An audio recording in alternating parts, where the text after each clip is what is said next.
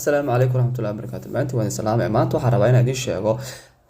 qofka haysta sharciyadan inaasan u baahnayn degenaansho inuu qaato laakiin uu toos u qaadan karo sharciga weyn 6 sano ka bacd ama 8 sano ka bacd iqaamada 25 ABS fire ama 25 ABS ICE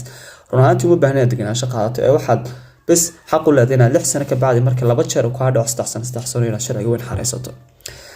marka magaalooyinka kala duwan ama gobolada qaar 8 sano ilaa qaarna 6 sano runtii waxa yani sida sharcigan waan akhriyay in 6 sano ka bacd xaq u leedahay wad xareysan kartaa marka qodobada hadad ka soo baxda wad xareysan kartaa qodobadu way kala duwan laakiin inta ugu muhiimsan rabaa inaan ku sheego ina wadanka sheegtaa interview ku martaano yani ilaa hadda dhibaato ka jirto ama dagaalo ama waxyaalo saasa adigu laftirkaaga khatar ku jirto wadankaada dhinacay ku noqoto lagu dili karo naftaada khatar ku jirto kala baad waa inaad haysato shahaadooyinka luqadda هذا إشراق قصة إلى بي عن سبيس فاهم ستورانتي وصوبة هذا استوح شو لعب شلو سيريال شو لعب هبط شو له أبيتوا أصبل أب شو ستورانتي آديات بين يعني وحصل إنه فوتايل أما هو هناك أما يعني مركز تحكوسي دوينيا إن وحاجة لقابله يعني هيستو شقة أبد في تراجنا هيستو شقة في أبد في تراج وحالة شقة ده كونتراكت شقة ده إن أتقول كرا كجرتو أو بريفادا عادي قاعد تكبر سنة وش هذا inaad nolol hadad faamil tahay yani noloshaada xataa boqolkiiba dhowr tobaad inaad yani iska bixiso adiga oo caawimaadaadu aanay badnayn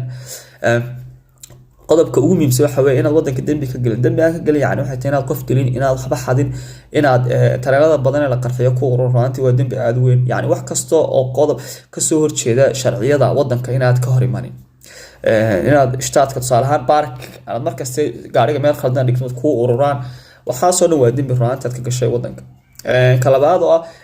halka ishbiraaq hadan ku noqdo waxa aad u muhiimsan ah haysto wax la yiraahdo shahaado yar la yiraahdo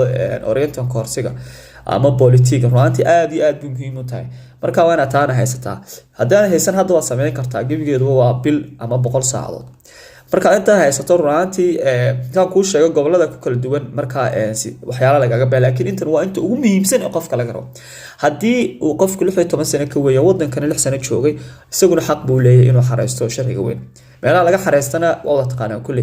Auslaanda bihordiga magaalooyinka qaar maaha ee waxa jirta raad hoos ka qayb ku taalo oo la yiraahdo Einbungs amtiga marka halkaas ayaa laga xareystaa aad bay muhiim u tahay runtii inaad ogaato maaha inaad 6 sano ka dhacdo aad degenaansho qaadato hadaad labada sharci haysto runtii degenaansho ma baahnid